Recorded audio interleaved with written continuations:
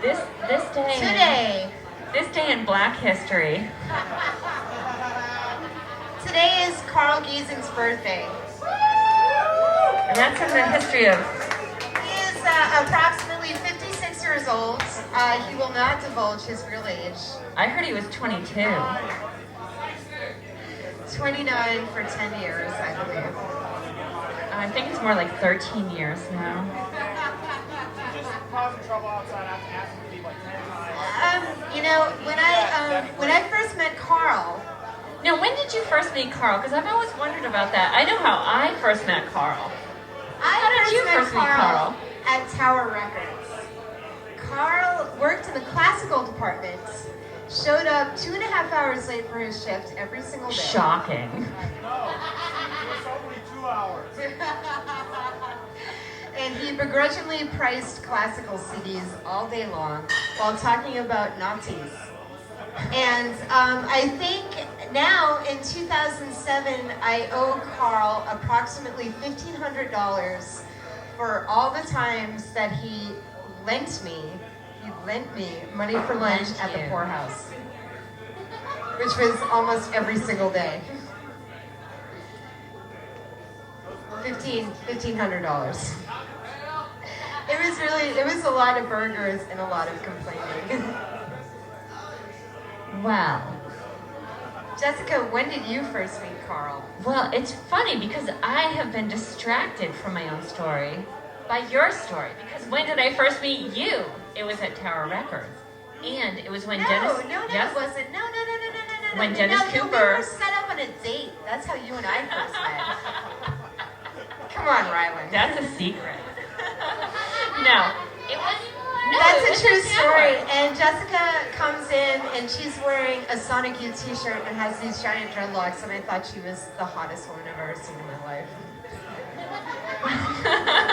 That was... This isn't about me or you, except that... It's about Karl. It's about Karl. You know, I haven't even been able to buy Karl a drink all night. He's had 3 in his hands at all times. What the fuck, people? Karl has bought me more drinks than I can count. I would have to say the same because at the cellar, Karl bought me many drinks on many occasions. Jessica, you don't have any money. When I should not have been driving home. But I appreciated it nonetheless. So, Jessica, please tell us the story of how you first met Karl. Well, does it involve a crack whore and a bottle of hairspray and a lighter? Please tell me it does. It does not. No, I started to disappoint you. That was a big disappointment.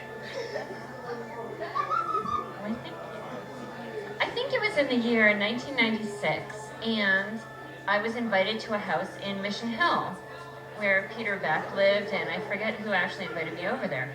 And we came over at like 4 in the afternoon. And Karl had just woken up and was making coffee. He had a big pot of coffee. He was thinking about it, taking a 40-minute shower. He was just about to, but he had not taken the shower yet. And he had the dressing gown with like the big holes and the, it's easy access style. I believe that Karl still has the easy access dressing gown in the easy access pajama pants. Yes, the pajama pants also were in effect that day. And so they were like, Karl, did you see what happened? Do you know what happened last night? And he said, no, I just woke up. And they said, come on, you gotta come out to the porch. You gotta see what happened. And because Karl was living on the 2nd floor, it was a three family in Michigan. You gotta get Karl down the stairs. So, we just went out to the back porch and we looked over the edge and there was a piano in their backyard. And they're like, yeah, Karl, they pushed the piano off the porch last night. And Karl looked at this broken piano smashed on the ground. He said, well, it probably has more musical potential now than it used to. And I thought, man, this guy is so fucking pretentious. Give me a break, dude. But then a few months later, when I was living in Dudley Square with that guy, Fred. Do you remember him? The vegan bike courier. Now he goes by Kasha. When did you not live with a vegan bike courier? I don't now. I do not now. Please, never again. So Karl came over, and we got in a very heated discussion about the book Total Abuse, which, if you may remember, had been banned from Tower Records, and that's the reason I got a copy, because Karl got it out of the trash. I would just like to say that one sunny Sunday afternoon, I sat on my back porch and read Total Abuse cover to cover. Oh, okay. Well, She asked the bartender. I have a similar confession. I read it cover to cover, but I had to give it away. Why? I didn't want that kind of material in my house. Do you know how much money that would have been worth on eBay? Yeah, you know who has it now? Who? That fucking asshole, Christopher. Oh God, I hate that prick. I want to gouge his So anyway, fucking eyes out. speaking of other people that we hate, so... Wait, no. But I have a contingent story on Total Abuse. Karl, I'd like to apologize to you because I know that I've derailed you many times for having really disgusting porn, but I may have stolen one of your porn VHS tapes. How is that a shocker? Not. With a guy wearing a black hood spanking a girl. I mean, how can I resist, really? Oh, yeah, and she was also being burned with an iron at some point. But I fast-forwarded over that. I listened to it. Well, Karl, I remember the video that I got from you about... It was like a Scandinavian couple. I can't even get into it. It's too... Oh! Did you see this one? No, you gotta tell it. Well, it was totally normal. It was just a totally normal blowjob movie until the end of it. The guy took his dick out of the girl's mouth and slapped her in the face.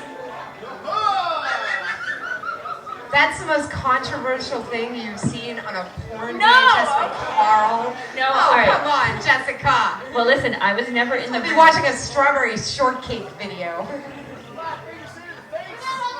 I was never in the room when you guys watched the other one. The other one. I watched that alone.